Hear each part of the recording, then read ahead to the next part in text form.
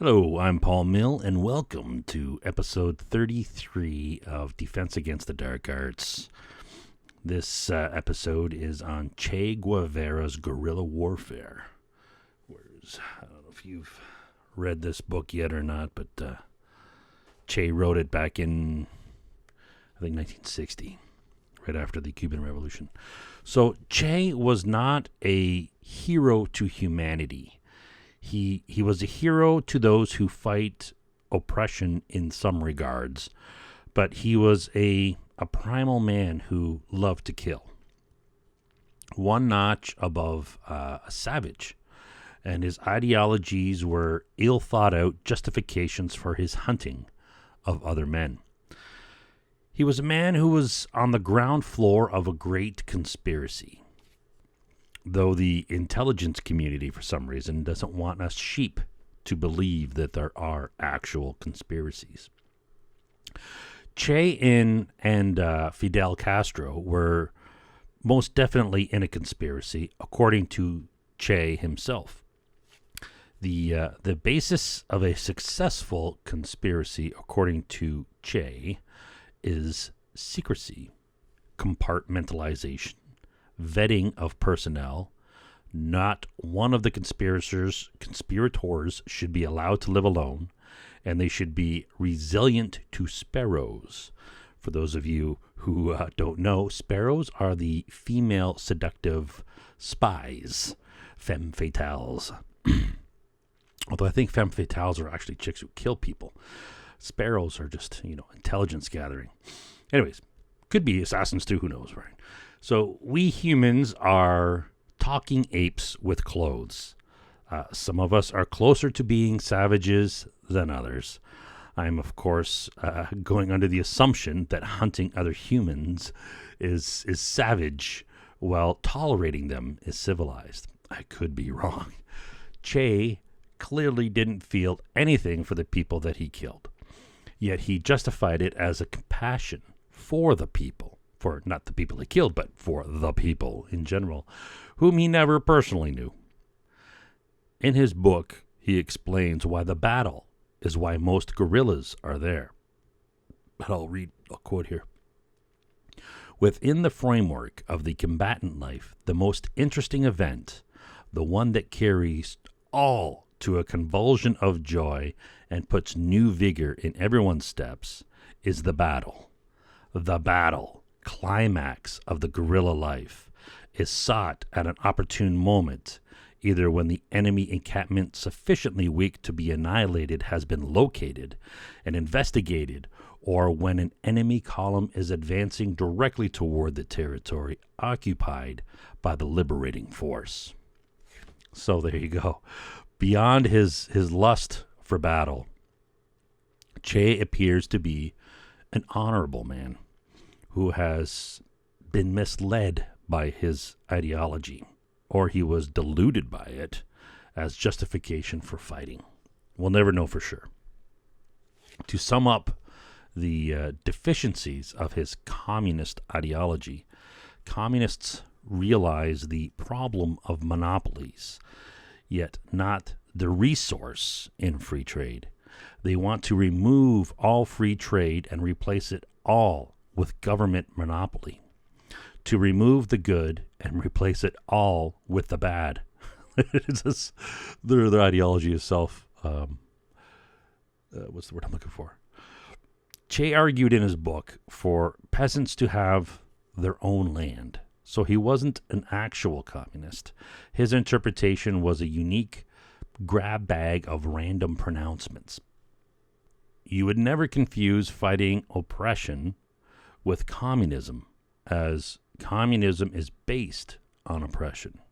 But because Che fought an oppressive dictator, Fulgencio Batista, the U.S. Puppet, he wanted to replace the dictatorship with communism, a lot of weak minds have fallen into this blatant fallacy of conflating freedom fighting with being pro-communist. Right? He was an icon.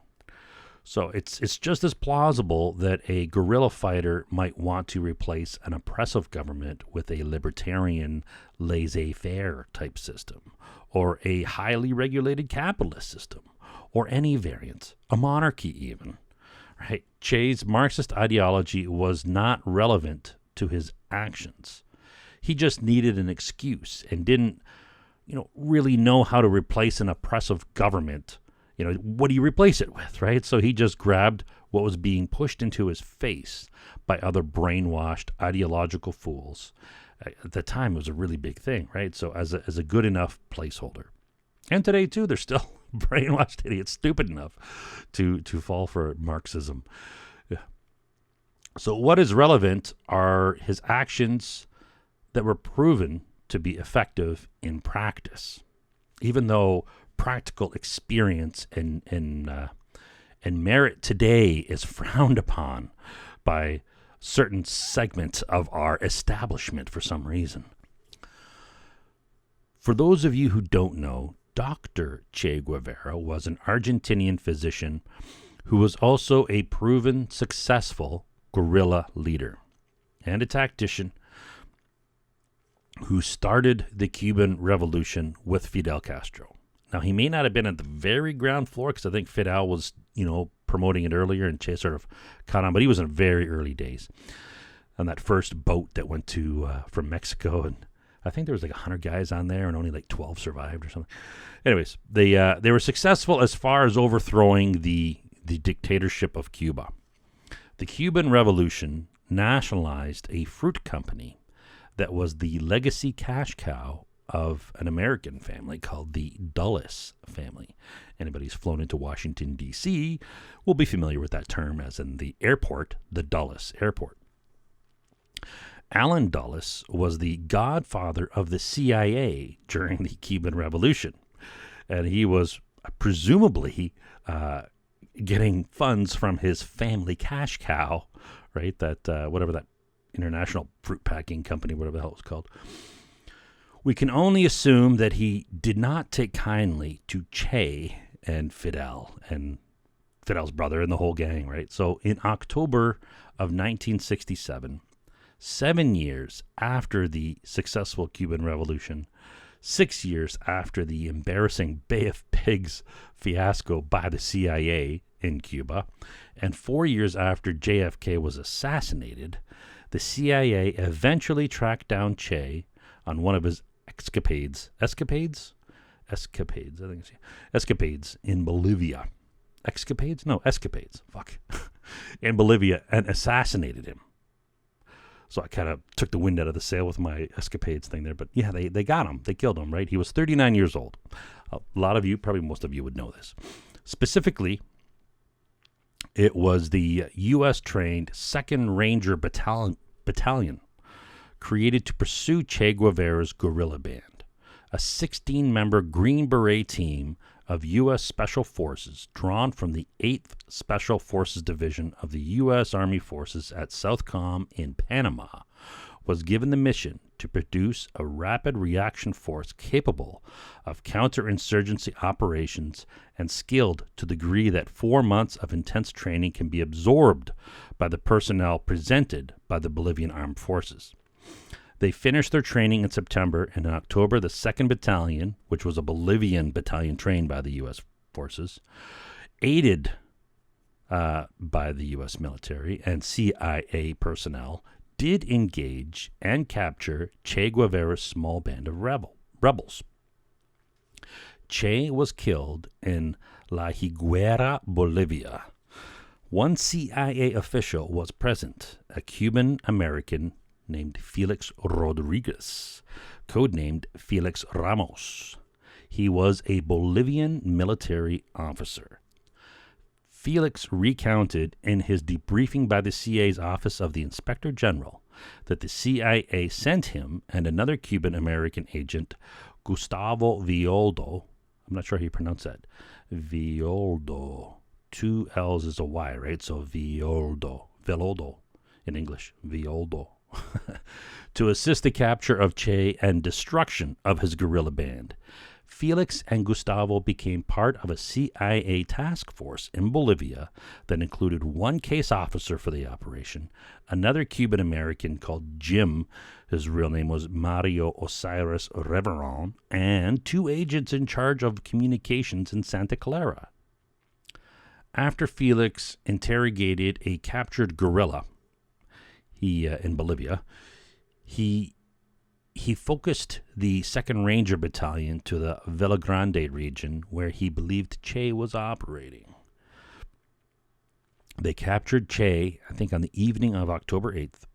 On the morning of the 9th, around 10 a.m., the Bolivians and the Bolivians and Felix discussed what to do with Che, and they did not want a trial due to the publicity and potential sympathetic propaganda that could create for Che and Cuba and Castro.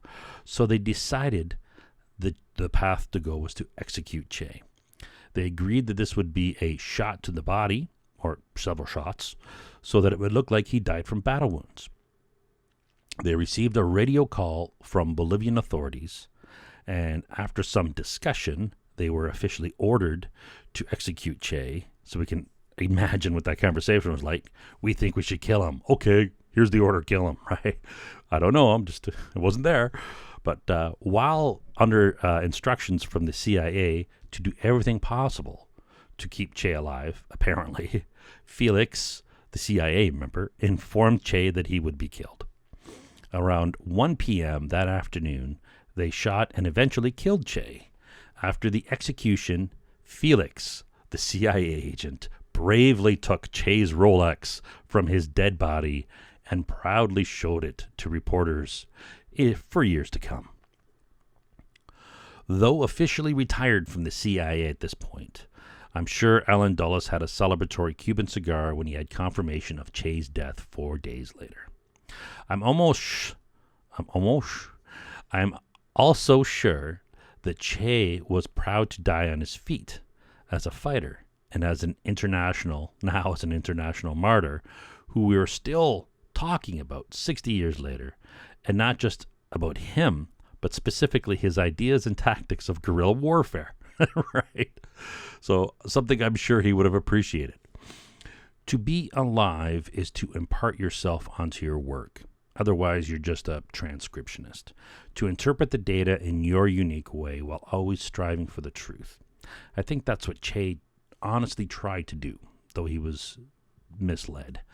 So, like him, I'm filtering his information, these books, through my schemata, through my experience, judgment, and focusing on how to protect ourselves from manipulation. One of the fundamental questions in life, in business, in science, law, philosophy, and religion is, what is the truth? That's hard enough without intentional deception and manipulation. This podcast is meant to help you at least identify when someone is manipulating you, intentionally or not, or to recognize the truth that is unlikely, but nonetheless still true. Clearly, trusting our gut while instinctive is not the best path. Natural selection has added reasoning to our box of tricks. Why? Because it works better. Otherwise, we would have evolved with reasoning, right? It would have died off. Not to say that there's not validity to our gut as potentially a guide, maybe, but not, for sure, just, right? But we need to temper that with our cold, critical Spock brain when we can. Che never wrote anything about deception of the people with propaganda. Well, he did a little bit, but he mostly stressed to be honest and truthful as possible in his propaganda. So he believed, according to his book, he was persuading people toward the best course, when it turns out his Marxist ideals were clearly not that. His actions indicate that he wasn't really interested in adopting a communist state. When given the chance in Cuba, he left and started guerrilla campaigns in Africa and South America. He just wanted to fight. Actions speak louder than words, and this guy's actions indicated that he loved battle. Generally, we behave in alignment with our beliefs, but our beliefs may be wrong. And how we get our beliefs in the first place is the issue. A lot of us, most of us, maybe all of us, don't want to waste too much time and energy with critically analyzing what we see and hear. So it's easier and mentally lazier to just go with whatever the collective believes on some things. We all have the capacity to be more critical and turn our back on bullshit if we condition ourselves and prepare ourselves with critical thinking skills. The prime skill being, being able to admit that we might be wrong. Some people think we're born with a blank mind, a clean slate, a tabula rasa, they call it, right? This ignores our instincts, our genetic predispositions to question or to be critical or not, to be critical about authority or whatever trait. Clearly, we are not born tabula rasa. Like migrating birds and monarchs, we have some wired-in instincts. Not all of us, right? Since we're all unique individuals, we all have unique mixture of instinctive traits, some more, some less. Even siblings are completely different. There are common traits that most humans have and some traits that very few have. I'm not talking about physical traits like, green eyes. I'm referring to behavioral or dispositions to act, to think certain ways. I doubt anyone is born with belief, but given natural selection's algorithm, we all have different susceptibility to believing different grades of bullshit. Some of us are deceived by low-grade bullshit, while others are duped by the grade A, top-of-the-shelf bullshit. It's not the specific bullshit that we're concerned with. It's the, one integral higher than that, right? Perhaps think of it as the meta, right? Our thinking process that allows us to believe bullshit or conversely not believe the truth. And at some time in our lives, most of us have a deep desire to fight anything, while others not so much, right? So these traits are varied. This lust for fight is stronger in the hormonally unbalanced youth and lesser evolved humans, right? Which makes them easier to manipulate. They instinctively want to fight. I should say we, right? Because we all have, not all of us, but most of us, right? We really don't care who, just someone who can fool ourselves into believing is our enemy. In terms of guerrilla warfare, Che's voice is worth listening to. Not because he has any innate wisdom of manipulation, though he did use it in practice, but because he has merit as a proven successful guerrilla leader, and he wrote down what was successful for him in practice when it comes to propaganda. So we are lucky because in 1960, right after the revolution, when this crap was still fresh in his head, Che wrote a book on guerrilla warfare. And you are even more lucky because I've read it and I'm going to share my insights with you. Are the dark arts of propaganda and manipulation even used in guerrilla warfare? Well, absolutely. Guerrilla forces are created out of the general population. In Cuba, they were created by propaganda and fear. Now, I'm not defending dictatorships or oppression, both of which should absolutely be fought against. When an oppressive state takes everything away from a people, they have nothing left to lose. They are ripe and susceptible for the effects of propaganda to be whipped into revolution. They have already lost, so they might as well go down fighting. But this is not black and white. It's gradient, right? It's gradient. It's more complex than our simplistic generalizations have led us to believe. There's the oppressive government who may or may not believe that they are being oppressive at one end, and at the other end, there may be the crazed Marxist ideological guerrillas who do not believe that they are the baddies. But again, just because they're guerrillas, that doesn't imply that they're Marxist, or that you have to be a Marxist to be a guerrilla. There's been guerrilla bands who were pro-nationalist, who fought communist regimes. The ideology of the political spectrum is not relevant, is my point. When we're the baddies, a lot of the time, we may not realize that we are. If you do realize it, congratulations, you're not a psychopath. You're just a sociopath. And then there's the people in the middle, the rest of us. The zombies not in the fight, the civilians. Civilians play the most important role. All manipulators are fighting for access to the minds of the civilian mass, be it apps, advertising, social media, government, or any other form of evil. Both the government and the guerrillas need the support of the people to survive. Without the people, all governments, no matter how tyrannical, will fall. And guerrillas without the support of the people are just terrorists. I guess the same goes for governments. Without the people's support, they'd also be terrorists, right? So, what does Che's book, Guerra de Guerrillas, Guerrilla Warfare, have to say about propaganda and manipulation? Oppressive states usually know that they cannot push the people too far before they dissent, revolt, and have a revolution. But they want to push as far as they can to get maximum power and control. This is not all states, but today it certainly is looking like it in all Western countries, perhaps all other countries. The problem with this tactic of oppressive states is that it's not this boundary that they're pushing to is not static. It's dynamic and it moves around. What is not sufficient to provoke a revolt today may be twice as what's necessary to provoke a revolt tomorrow. This is a hard lesson many tyrants learn too late. None of our experts, clearly, know as much as they think they do. None of us do. A lot of us think we're much smarter than we are. Hubris. We're taught to look down on those who seek power. This might be a tactic keeping us from seeking it. I don't know. But a recurring theme from Marxists and pseudo-leftists is their concept of the peasants and the working class, the oppressed, those ignorant rubes that are self-evidently ignorant. And I, the enlightened Marxist, is clearly the smarter, the superior, the higher up, I'm higher up in the unholy hierarchy.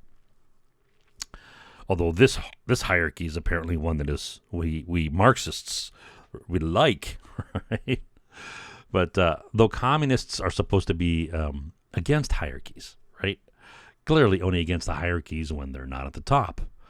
Marxists are not ideologues.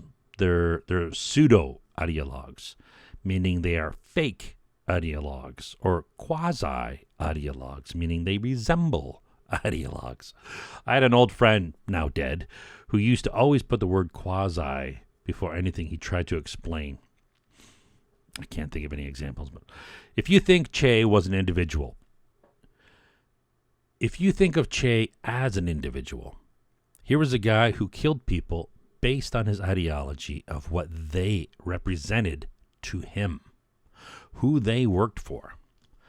I don't want to get off track with, at what point is rebellion justified against oppression.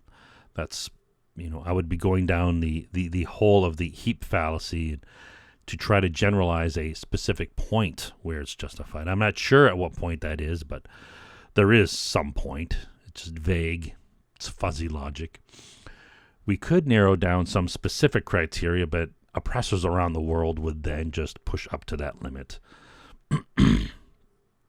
There are some things Che and I agree on, and his conviction of jumping in with both feet is one of them. You have to respect his purity of conviction. He thought communism was a good idea. In practice, with the feedback from the objective world, something which he deeply respected, it did not pan out to be so. Whether Che was right or not to rebel and become a guerrilla is beyond the scope of this podcast. Other than he may have been, brainwashed by Marxists, which is separate from the guerrilla action, as Fidel Castro wasn't a communist or fighting for communist ideals, at least at the start. He was fighting against authoritarianism, something communist states all become, as did Fidel's.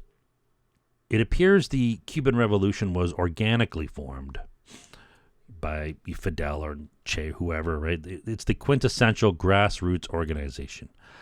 But the rebellion in general, the concept of the rebellion or a civil war, is a tactic that is used by foreign, perhaps domestic as well, in this case, I guess,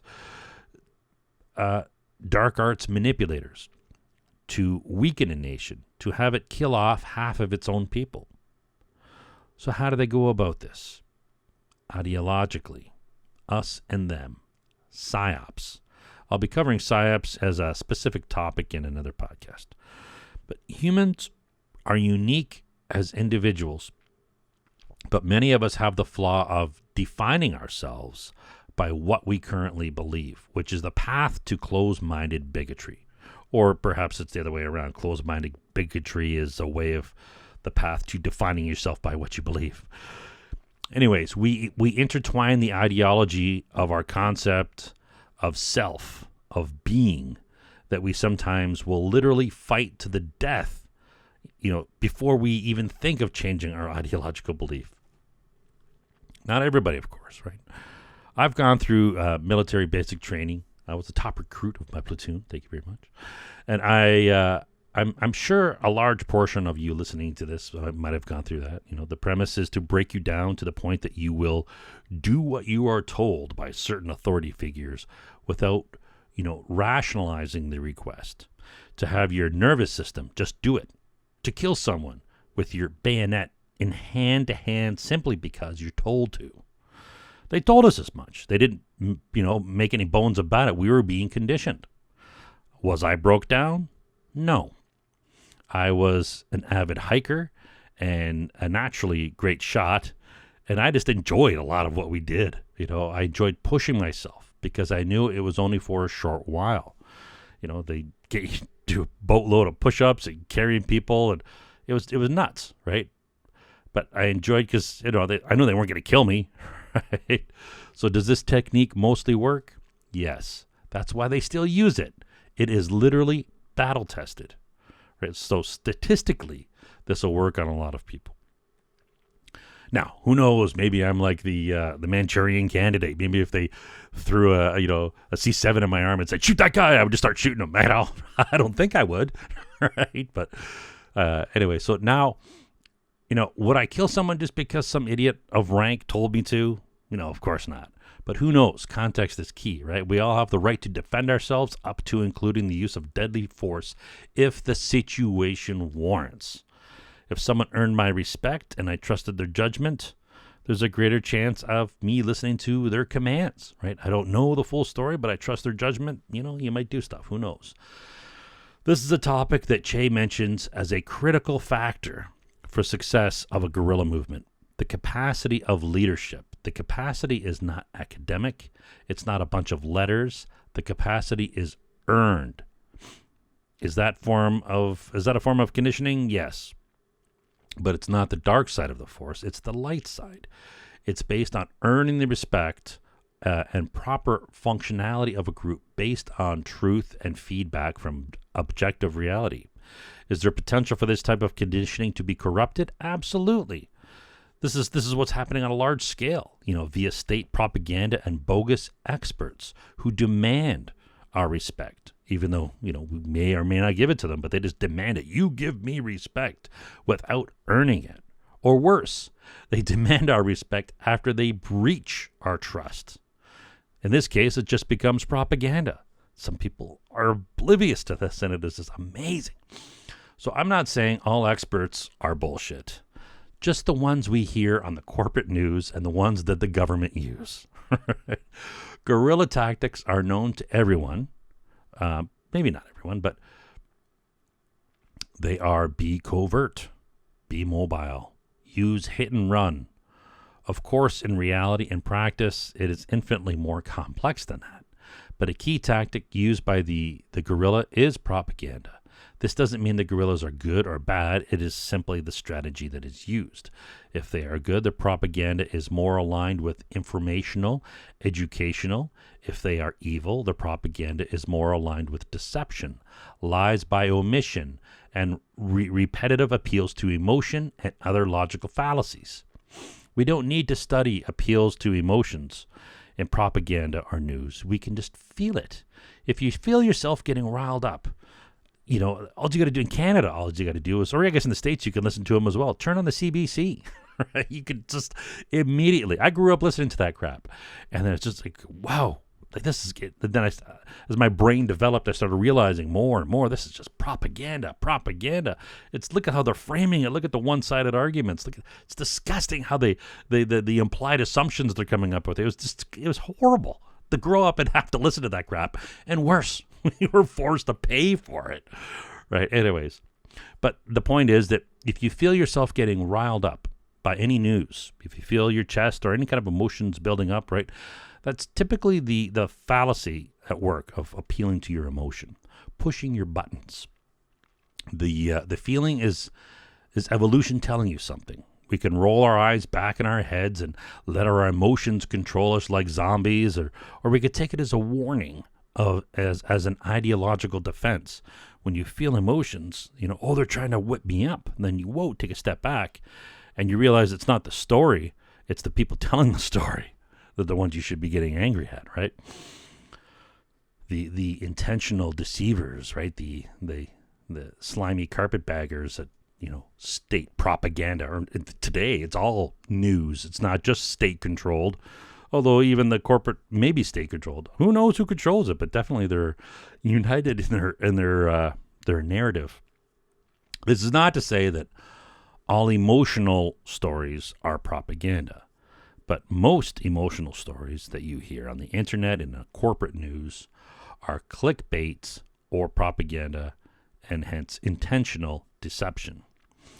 I like what Izzy Stone wrote about Che. I think he was a leftist guy, right? So a lot of people hate him.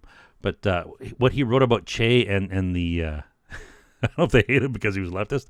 Anyways, but what Izzy Stone wrote about Che and the guerrillas, I got to quote him here. Men become revolutionaries for diverse, often surprising, and sometimes unworthy motives. Rancor, dislike of themselves, greed for power, or a hatred of stupidity, which easily becomes contempt for humanity itself. Right? So he's a leftist, so he easily slides into this whole nihilist thing, right? He then went on and blew smoke up Che's ass, talking about how great he was, right?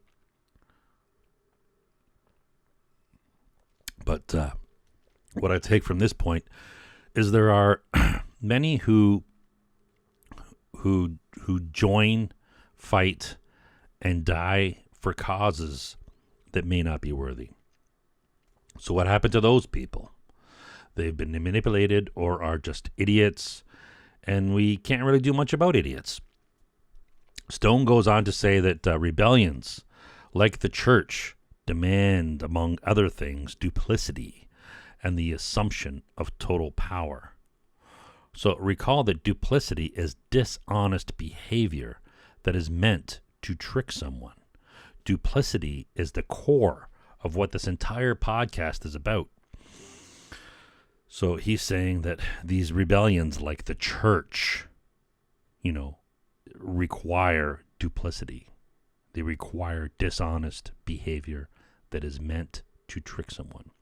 Stone wrote that this erosion of pristine virtue eroded Che, but I don't agree.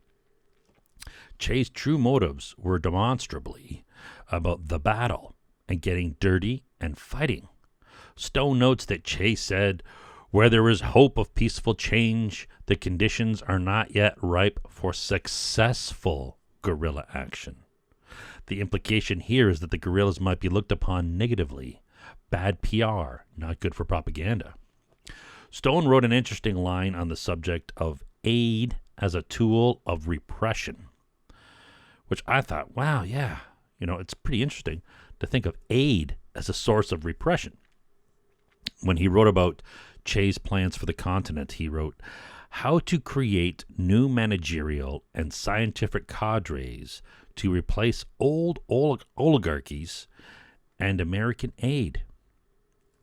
How do you inspire and organize for hard work over many hungry years and a literate mass, quite different from its conditioning. He's saying that aid has made people lazy.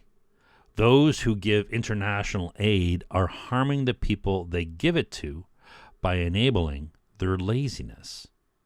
I suppose it goes against natural selection, right? We're training them to eat at the trough instead of teaching them to be wolves and hunters, where they're forced to fine-tune their modes of production and perhaps even make better ones than we have. So the lesson here that I'm saying is don't feed the wildlife. Che starts off his book with a dedication to Camilo Cienfuegos. It's a single L, so I think it's Camilo Cienfuegos, which translates to 100 fires, Cien Fuegos. That's got to be a nom de guerre, right? For those of you who don't know nom de guerre, name of war, a name soldiers give themselves or others. Like in Tom Gun, Tom Cruise was Maverick, and Val Kilmer was Ice. These are like nom de guerres. Top Gun was a movie from the 1980s, for those of you who don't know, and forget it. I'm not going to stop there. Cienfuegos, what a cool name. Anyways, Che writes how Cienfuegos would appreciate the book as the experiences are synthesized from their practical experiences from objective reality, and that heroes are selected through this rigorous struggle. Che explains how Fidel talked about Cienfuegos and how Cienfuegos rose to the position of a hero. And this is Che quoting Fidel. He had the natural intelligence of the people who had chosen him out of thousands for a privileged position on account of the audacity of his blows, his tenacity, his intelligence, and unequaled devotion. So both Che and Castro recognized the validity of merit, of natural selection of the best, and would not have supported the ideological cancer of woke bigotry and its quotas based on racial or sexual identity. Che uses a bit of propagandistic language when referring to Cienfuegos, of course, right? He wrote, Camilo did not measure danger. He used it for a diversion, mocked it, lured, toyed, and played with it. It doesn't take much of a genius to figure out these guys would have, thought of safe spaces or PTSD from being misgendered. A core value of the guerrilla is stoicism, something that is bizarrely being attacked today by the woke left. How could you argue against stoicism, right? Che's, I guess if you don't believe in objective reality, it's pretty easy. So Che's general principles of guerrilla warfare are three. 1, popular forces can defeat the army. 2, it is not necessary to wait for all the conditions for making a revolution to exist. An insurrection can create them. 3, in undeveloped America, the countryside is the basic area for armed fighting. He really did not want guerrillas fighting in cities for many reasons, but he argued strenuously to stay out of towns. So the key point here is that the insurrection itself can create all the conditions for the revolution. Che complains about the nihilism of pseudo-revolutionaries and that their defeatist attitudes are contradicted by his first two propositions. He goes on about how the nihilists remain inactive and sit and wait until all the necessary objective and subjective conditions are given without working to accelerate them. So do you hear that Nate? Che talks about the objective and subjective conditions. Here's a man that respected objective reality. He didn't believe in my truth, your truth. Here Che gives some precision for the moment of when a rebellion is justified. He writes, people must see clearly the futility of maintaining the fight for social goals within the framework of the civil debate. When the forces of oppression come to maintain themselves in power against established law, peace is already considered broken. He explains, in finding the basic principles of this kind of fighting, one needs to develop theory from the facts. to generalize and give structure to our experience for the profit of others. He defines the guerrilla band as the fighting vanguard of the people, which draws its forces from the mass of the people themselves, and that it is indispensable. It's an indispensable condition to have the full help of the people in the area. Here Che clearly demonstrates that he is not a true communist. When he writes, the revolutionary interprets the desires of the great peasant mass to be owners of land, owners of their means of production, owners of their animals, of that they have long yearned to call their own. So people might argue that this is a collective thing, but it sure sounds like individual ownership to me. He also writes, war is always a struggle in which each contender tries to annihilate each other.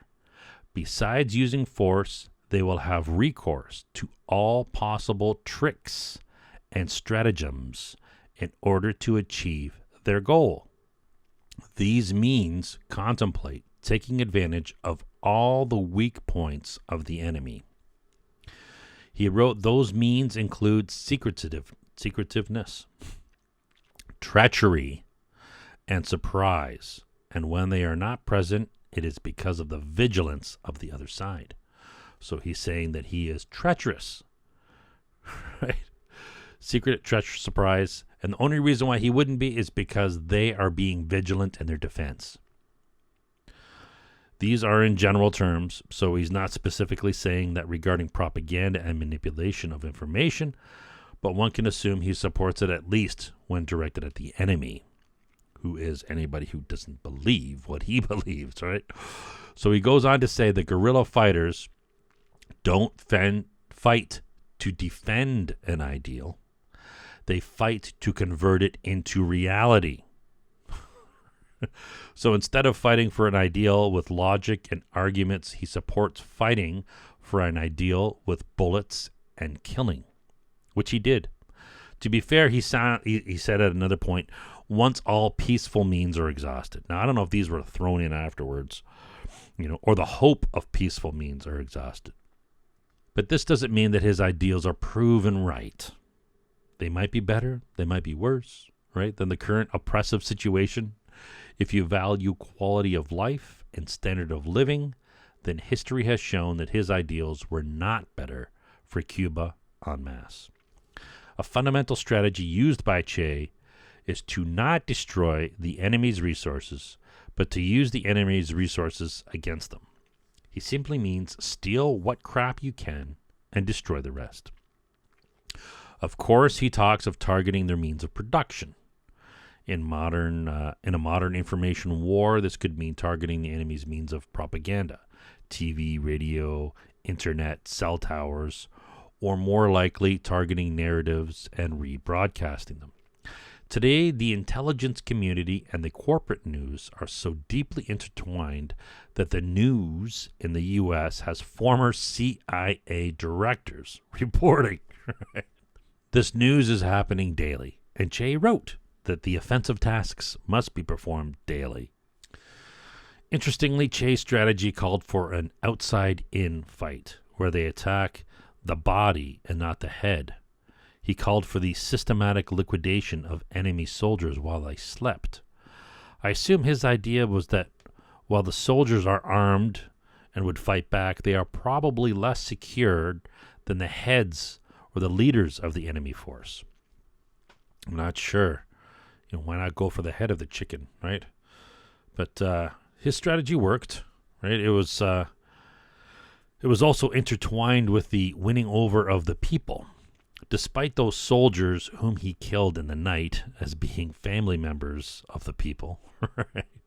Perhaps those families fell in line due to fear of Che's guerrillas.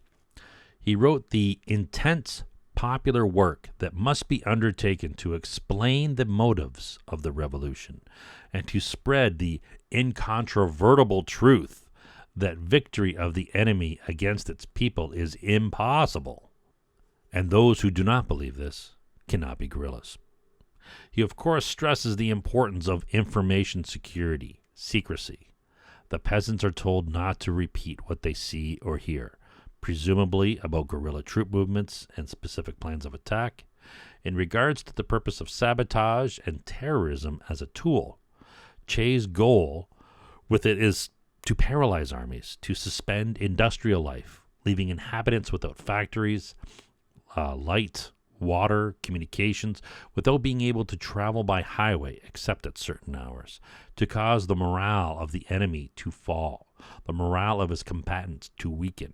He writes, the fruit ripens for the plucking at a precise moment. I assume he means to attack a weakened army and bring food and supplies to the homes of the people to win them over, for to the rebellion, thereby gaining territory. As he mentions within this territory, measures of indoctrination of the inhabitants of the zone should be utilized, and measures of quarantine should be taken against the irreconcilable enemies of the revolution. Quarantine, right? Quarantine meaning a bullet in the head or the back of the head, whichever you want. You want front or back, right? We're giving you choices. So we see states using these tactics against the people who are reconcilable to the narratives of the state. Very totalitarian. You can believe what you want so long as it's what we tell you to. Che doesn't mention why he doesn't just go for a coup, take the head off the regime. He doesn't go into that. I think he just likes fighting too much. And that's probably why. In regards to tactics, Che writes that the guerrillas' actions are adjusted to the action of the enemy. Be fast, mobile, move at night, avoid being encircled. The most vulnerable points of infrastructure is road and rail.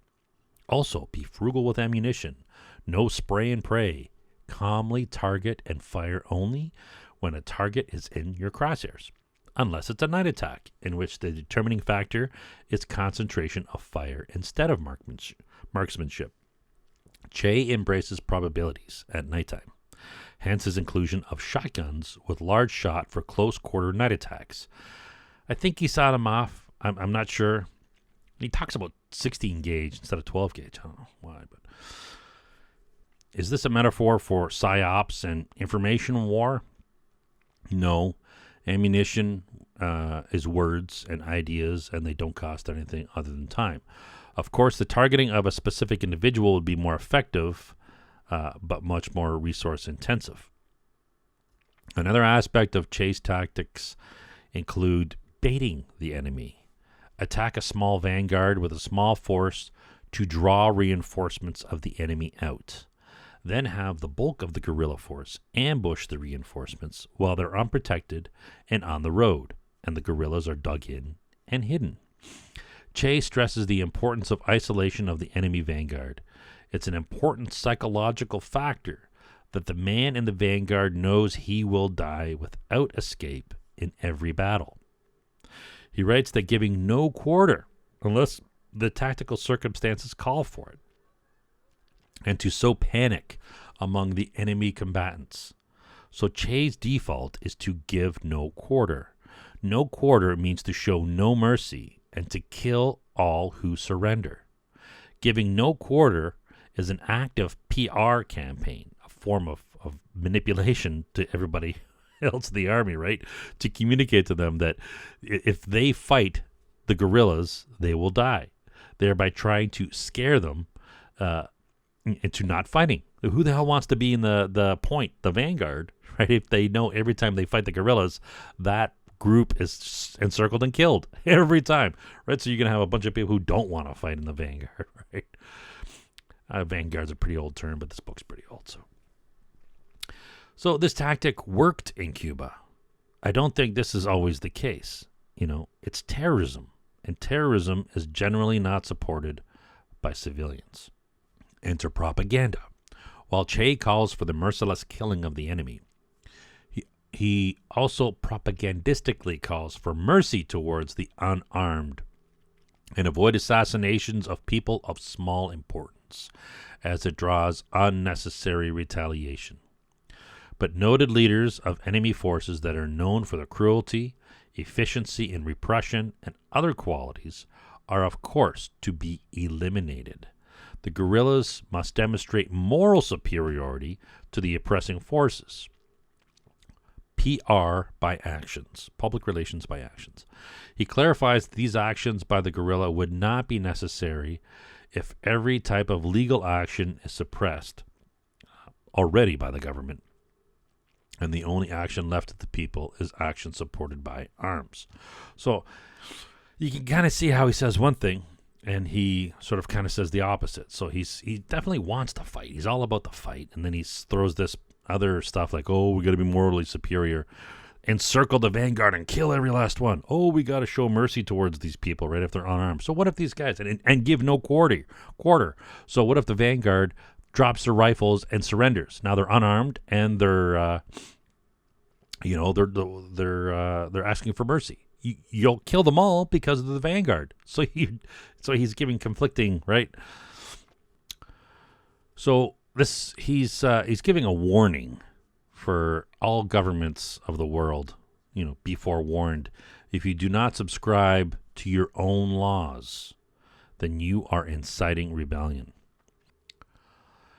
In terms of communications, Che did not trust word of mouth. And he stressed, I guess printing press and radio and stuff, but indoctrination should be continuous. He struggles for unity of the classes and maximum homogeneity of attitude of the guerrilla fighters, right? So no diverse thought, right? Sounds familiar. Sounds like these crazies today, right? Homogeneity of thought is what he wants. Attitude, right? But granted, he's talking about the fighting front, the guerrillas, right? So it sounds very cult-like, but militaries are generally like that. Although they don't really, like, the army doesn't push ideology other than, doing what you're told kind of stuff, right? Whereas he's pushing for homogeneity of attitude. In regards to those who are stubborn or defiant to Che's authority, they should be, according to Che, eliminated without hesitation when they are dangerous. He writes, in this respect, the guerrilla band must be drastic. Enemies cannot be permitted to exist within the zone of operations in places that offer no security. So if a guerrilla doesn't feel secure in a zone, kill the obstinate without hesitation. What I assume Che meant by obstinate was their obstinance to think that people have a right to exist or to have freedom or rights or sovereignty and self-determination. Right?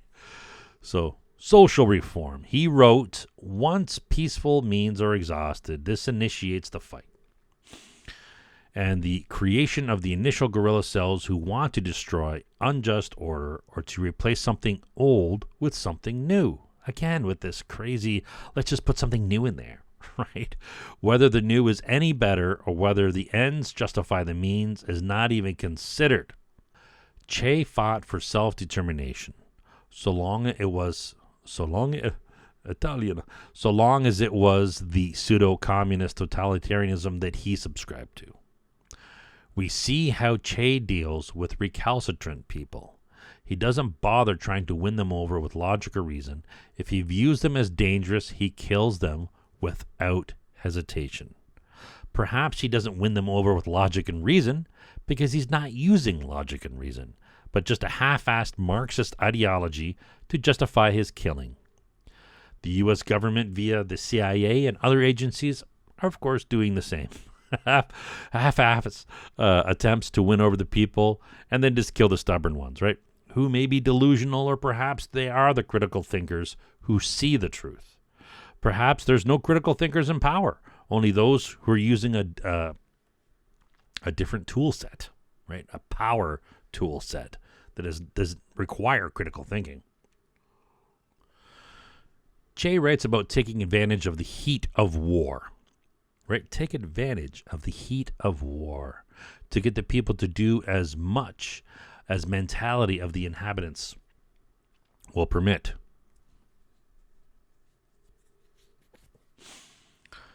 This is a vague euphemism that we can only assume means kill squads or sabotage, but whatever the limit that people are willing to do.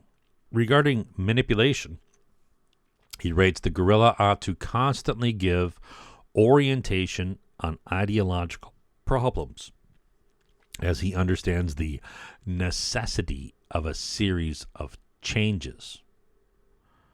Not what they're changing to, if it's better, how we logically deduce that it's better, right? Just changes.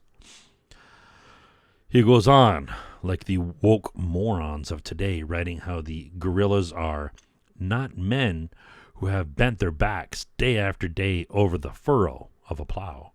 They are men who understand the necessity for changes in the social treatment accorded peasants, without having suffered in the usual case this bitter treatment in their own persons. So these guerrilla social justice warriors are angry on behalf of these peasant victims who have no nobility of their own and are mentally incapable of speaking up because they are ignorant peasants. This is the arrogance, right? This is the princess complex. There's a name for it. I can't remember what it's called. It might be the princess complex. I can't remember, but it's the princess complex of the social justice warrior that is very much alive and well today. This is a major flaw in Che's character. He's not even a Cuban. And he was a social justice warrior on behalf of the peasant Cubans and the ignorant workers. Did the Cuban people even ask him to come to their land and kill their fellow Cubans? Did the Africans ask him to come to Africa and kill a bunch of Africans, right? I'm not sure, can't remember which country it was. Could have been the Congo. I can't remember. Did the Bolivians ask him to come to Bolivia and kill a bunch of Bolivians? Che got what he deserved for sticking his nose into other people's affairs. He writes more about the guerrillas teaching the idiot people of the fundamental importance of armed fight, with the goal of the people rising up against their leaders. He calls this a progressive radicalization. He stresses the mandatory stoic qualities needed for filling and completing the guerrilla assignments, something woke bigots argue against in our society today. Why would anyone argue against the virtues of stoicism? I can't get over that. He writes about how peasants and workers are too stupid to know what's going on, so they need to be educated by the movement. Some useful idiot students and professionals who might have the capacity to understand such complex concepts as liberty might be self-motivated to join the fight. Here's Che. I'm smarter than the entire people of this country, and I'm going to put them into classes and tell them what's better for them, to the point of killing the ones who don't agree with me. Right? What an idiot. What an arrogant prick, Or perhaps people of South America are the ignorant rubes that Che Guevara claims they are. Take your pick. It's one of the two, right? He has some outright ridiculous ideas and should take hygiene more seriously when he talks about the cleaning of things, right? He does mention hygiene, but not sufficient. He wrote about the value of good shoes and was eventually assassinated with leather pads tied to the bottom of his bare feet. And yet he was wearing a Rolex watch. He of course had some valid concepts such as the necessity of hierarchy in the guerrilla band, and that superiority of position was hard-earned with merit and stoic character. He oddly later on cries about the hierarchy of his opponent. Other valid concepts are his desire to carefully study the system of espionage, as the harm that a counter-spy can do is enormous. When it comes specifically to the effects of stories and propaganda on people, and listening to the stories of the peasants and the workers, he writes, it is not probable that danger will be underrated. The tendency of the people in the country is to overrate and exaggerate it. The same magic mentality that makes phantasms and various supernatural beings appear also creates monstrous armies where there are hardly a platoon or an enemy patrol. He writes that spies should be from the pool of businessmen, professionals, and clergy, presumably because the country rubes of Latin America are not mentally capable of observing and reporting accurately. In regards to the nucleus of the guerrilla movement, Che wrote that it can be composed of peasants who've been hard done by the oppressive government and ideological students. Notice he doesn't say rational, critical thinkers, but the ignorant rube peasants who've been hard done by that aren't good enough to be spies, and useful idiot students who are green with no experience and far from critical thinking as possible. This type of idiot who calls himself an expert. This is the pool of people that our political establishment will draw their experts from. These are the traditional targets of any movement or cult based on manipulation and ideological bullshit. He continues, once the guerrilla band is big enough, they can write their own laws, make their own courts, and of course, the work of the indoctrination of the peasant masses continues, extended to workers if there are any near. So his hierarchy is ignorant peasant masses are really dumb, and then the next ones are the ignorant workers. And the students are actually sort of below the workers, it seems, or amongst in there too, equal to the ignorant peasants. So first priority of targets of indoctrination is guerrilla peasants and idiot students, then ignorant workers, always targeting the gullible idiots. When the guerrilla band grows larger, the next phase is a school. Why? To indoctrinate and train recruits.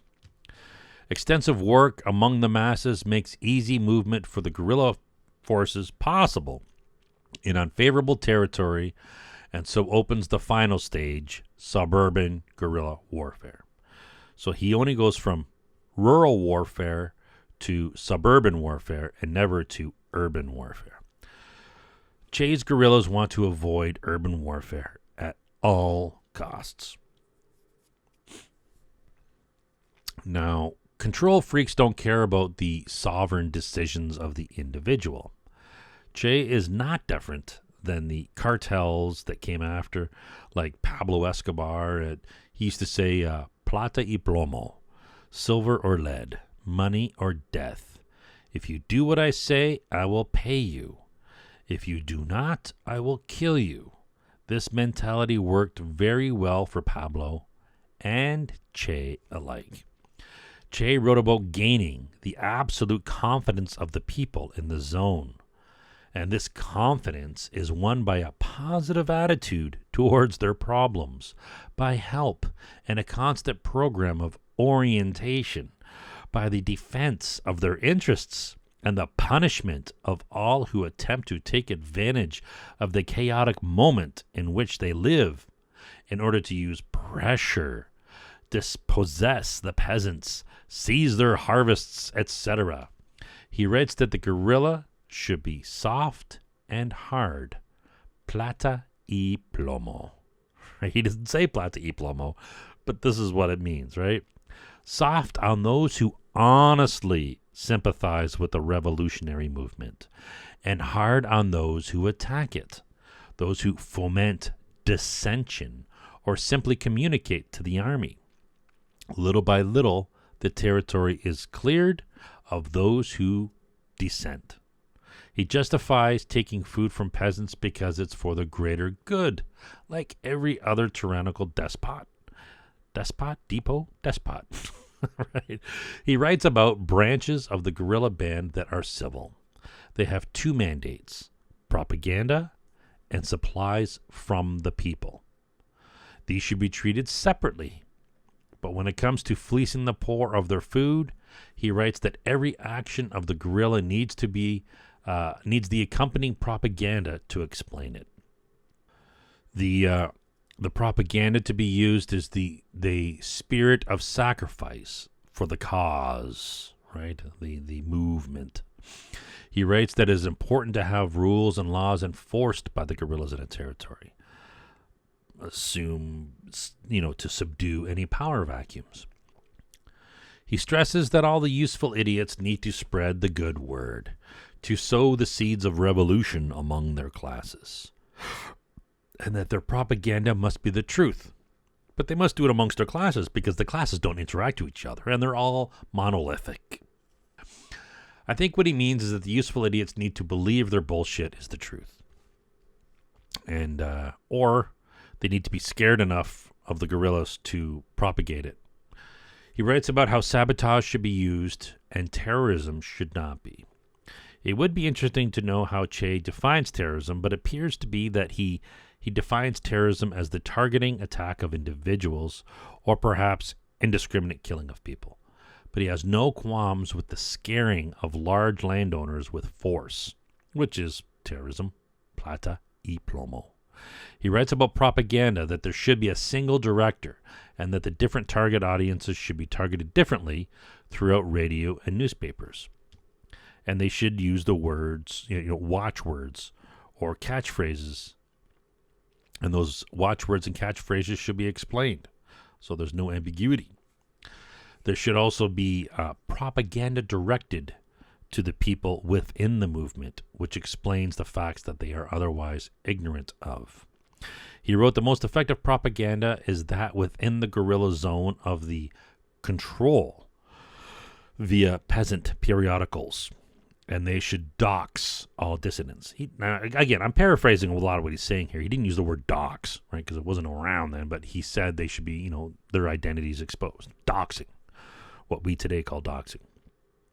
He doesn't specify that this is to create fear to control the peasants, but doxing is a tool of harassment that has led to the murder of those doxed. He writes of firing the war fever. Get the war fever fired up, right? So using appeals to emotion in propaganda. The goal of this propaganda is to create a consciousness of the great national problems, besides offering sections of more lively interest to the reader. Apparently, his propaganda is boring, or he's just going to assume that the propaganda is boring, right? It then goes on about the intelligence and knowing about as much about your enemy and about your own limits. Ooh, that's some deep stuff, right? He writes that the movement should have specific intelligence people, not drawn from the idiot peasants, because they can't keep their shit straight. He says the agent should also sow fear and instability in the enemy by spreading discouraging information. He doesn't explicitly say disinformation or other forms of psyops, but that's what he's talking about in his rudimentary way, like one of his peasant rubes from South America. This guy did not think highly of farmers or people from the country, right? Which shows his ignorance. It could be a South American thing. I had a friend from El Salvador who also looked down on farmers in his country. Che believed in practical hands-on training. Now, these farmers, incredibly hands-on. Essentially, living in the woods with little food and shooting .22s was what his practical training entailed. He wrote about indoctrination, that it must never be neglected because the recruits do not arrive with a clear concept as to why they came. Like a great cult leader would say, you don't know why you came here. You think you know why you came here, but I'm going to tell you why you actually came here, right? Therefore, the indoctrination should be carried out with the maximum intensity for the maximum amount of time possible. In short, the indoctrination material should be, include elementary notions about the history of the country, the economic facts that motivate people or motivated each of the historic acts, accounts of their chosen national heroes, and the manner of reacting to the injustices, and the analysis of the current national situation. So we could sum that up as injustice A happened, hero responded this way to A, we are currently in a situation like A, how will you respond? Right? So that's the sum of his technique. So he also says promoting reading of certain books, not all reading. He stresses discipline and merits over and over, which is of course, right? You should have discipline and merit. Once critical mass is reached, there will be thousands of last-hour revolutionaries, people flocking to the winning side, he says. So he's approaching the end. He wrote, when the revolution is over, a new core will have to be created to sow the new truths of the revolution, whatever that is. In the end, he writes, respectable press and truthful news of the U.S. and other countries that belong to the monopolies will begin a systematic and aggressive attack on us. I thought that was pretty enlightening. Che obviously realized that the corporate press is compromised to the intelligence agencies and whoever pulls their strings. Che warned of the worried look of the globalist monopolies give to the Cuban Revolution, the omnipotent United Fruit Company, legacy of Mr. Foster Dulles, to his heirs, but also the empires of Mr. Rockefeller, and the Deutsche Group have suffered under the lash of intervention by the popular Cuban Revolution. So, Che was a social justice warrior douchebag who was fighting the globalists, right? I don't know if he certainly knew he was, but he was mostly fighting the U.S.-backed dictator Fulgencio Batista. That dictator swept aside dissent and to allow the globalists to run amok in Cuba. Now, granted, the quality of life was much higher when they were in control. And today, these globalist douchebags in the intelligence community and political establishment have picked up on Che's proto-woke irrationality and run with it. So whatever was bad that Che was talking about is what they sort of run with. Whatever was good, stoicism and merit, it's not. So there are no good guys in this story.